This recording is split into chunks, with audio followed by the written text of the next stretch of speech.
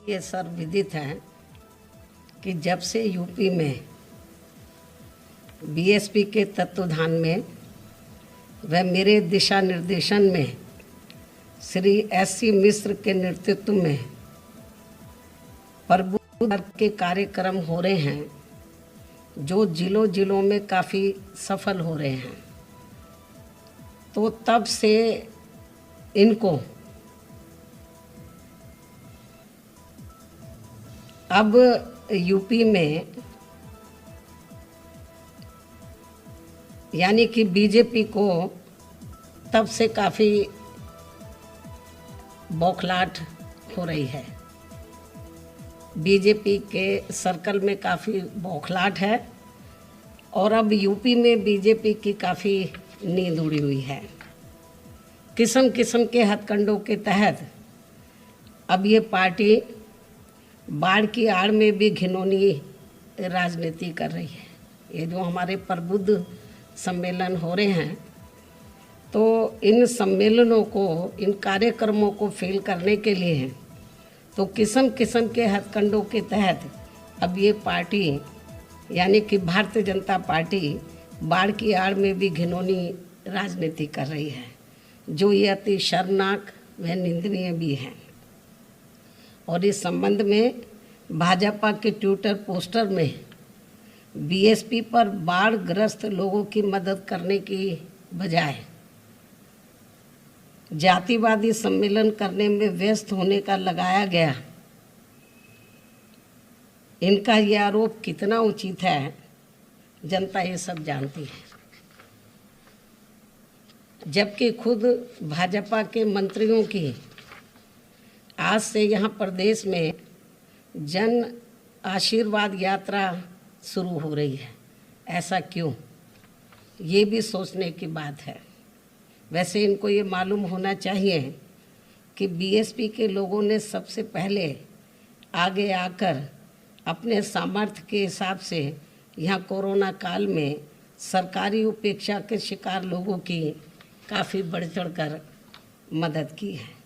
और इसी प्रकार ये लोग हमेशा बाढ़ पीड़ितों की भी मदद करते रहे हैं और अभी भी बीएसपी द्वारा बाढ़ पीड़ितों की मदद जारी है। इसके लिए इनको हमारी पार्टी को सलाह देने की ज़रूरत नहीं है, बल्कि बीजेपी की सरकार को अपनी जिम्मेवारी को सही से निभाते हुए तो इनको बाढ़ पीड़ितों की पूरी मदद करनी चाहिए, तो ये उचित होगा।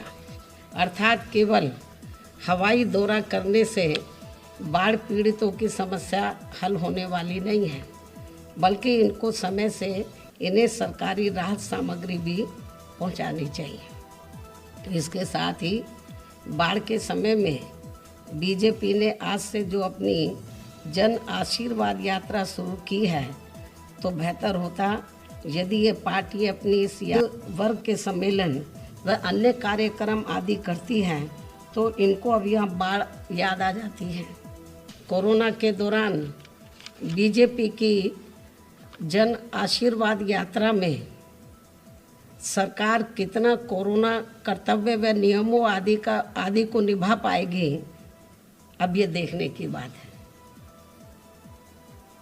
जबकि बीएसपी के यूपी में नियम कानून से चल रहे प्रबुद्ध वर्ग के कार्यक्रमों को प्रभावित करने का इनका सरकारी प्रयास अभी भी लगातार जारी है, रुका नहीं है। इसकी भी हमें जानकारी है, लेकिन इनकी इन सब गतिविधियों से ये जरूर स्पष्ट हो जाता है कि यूपी में बीएसपी के प्रबुद्ध वर्ग के हो रहे कार्यक्रमों से, सम्मेलनों से, विचार संगोष्ठी से बीजेपी अब काफ़ी ज़्यादा बौखलाई व घबराई हुई है।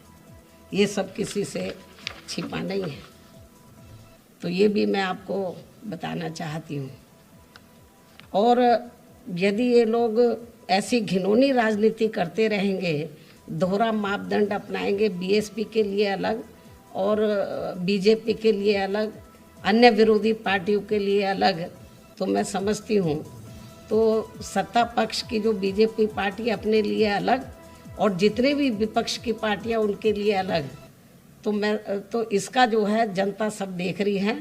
तो और जनता ये जो विपक्ष को जो रोकने के लिए बीजेपी जो किस्म किस्म के हथकंडे अपना रही है कि इनकी कमियां जनता के सामने ना आए, इनको किसी भी तरीके से साम दाम दंड भेद इस्तेमाल करके इनको रोका जाए, तो इससे ऐसा करके बीजेपी को राजनीतिक लाभ होने वाला नहीं है, इनको और ज़्यादा नुकसान होगा।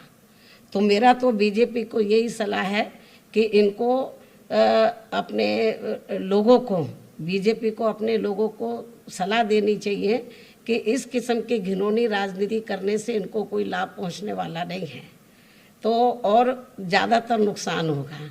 और यदि ये लोग ऐसा करेंगे तो इनको बहुत महंगा पड़ जाएगा आगामी विधानसभा चुनाव में, मुझे पूरा भरोसा है। और ये जो इस किस्म की ये जो हथकंडे इस्तेमाल कर रहे हैं, किस्म किस्म के, बीएसपी के लिए एक मापदंड और बीजेपी के लिए दूसरा मापदंड, तो मैं समझती हूँ कि जनता ये सब देख रही है।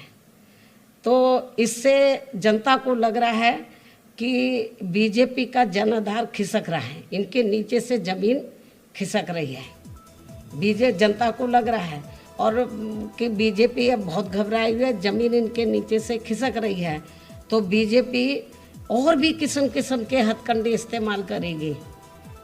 तो मेरा तो बीएसपी के लोगों से यही कहना है कि इनको इनके हथकंडों का मुंह तोड़ जवाब देने के लिए तो अपने संगठन को मजबूत करना चाहिए, पार्टी के जनाधार को आगे बढ़ाना चाहिए, और जो भी पार्टी के कार्यक्रम चल रहे हैं तो उनको कोरोना नियमों को ध्यान में रखकर तो उनको कामयाब बनाना चाहिए। और अभी तक जो भी हमारे कार्यक्रम प्रदेश में हुए हैं या चल रहे हैं वर्तमान में, सब कोरोना नियमों को ध्यान में रखकर चल रहे हैं। तो ये भी मैं मीडिया के माध्यम से, आप लोगों के माध्यम से ये मैं प्रदेश की जनता को अवगत कराना चाहती हूँ। इसके अलावा कल से यूपी का विधानसभा सत्र भी शुरू हो रहा है। मैंने अपनी पार्टी के विधायकों से ये अनुरोध किया है कि वे विधानसभा के नियमों का पालन करते हुए प्रदेश में जनहित के मुद्दों को व खासकर 3 कृषि कानूनों के विरोध में, क्योंकि हमारी पार्टी शुरू से ही 3 जो कृषि कानून केंद्र सरकार ने पास किए किसानों की सहमति के बिना या उनको गुड फेथ में लिए बिना, तो हमारी पार्टी शुरू से ही इसके विरोध में है। और हमारी पार्टी ये चाहती है कि केंद्र की सरकार को ये कृषि कानून वापस लेने चाहिए, लेकिन अभी तक नहीं लिए हैं।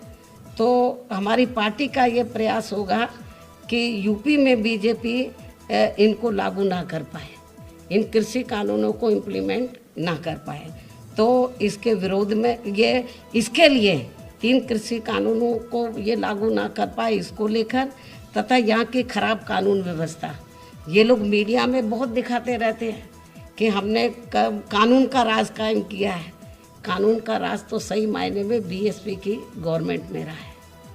तो यहाँ कानून का राज नहीं है, बल्कि ज़बरदस्ती मीडिया में कानून का राज चलाया हुआ है। तो यहाँ की खराब कानून व्यवस्था व दलितों का आए दिन हो रहा उत्पीड़न बड़े पैमाने पर, जिसको मीडिया में दर्शाया नहीं जाता। मीडिया में तो कोई इक्का दुक्का आ जाता है, कोई ऐसा दिन नहीं जाता जिस दिन यहाँ पर दलितों के ऊपर, अक़लियतों के ऊपर जुल्म जाती नहीं होती है। हमारी महिलाएं तक भी सुरक्षित नहीं हैं। इसके अलावा इस सरकार में जो कोरोना पीड़ित हैं और इनके साथ साथ वर्तमान में बाढ़ पीड़ितों की बड़े पैमाने पर हो रही अनदेखी आदि जैसे इन खास मुद्दों पर अपनी बात हमारी पार्टी के जो विधायक है, जो कल से विधानसभा का सत्र शुरू हो रहा है, तो हमारी पार्टी के विधायक अपनी बात पूरी तैयारी और दमदारी के साथ हाउस में ज़रूर रखें। इन्हीं ज़रूरी बातों के साथ ही अब मैं अपनी बात यहीं समाप्त करती हूँ। धन्यवाद।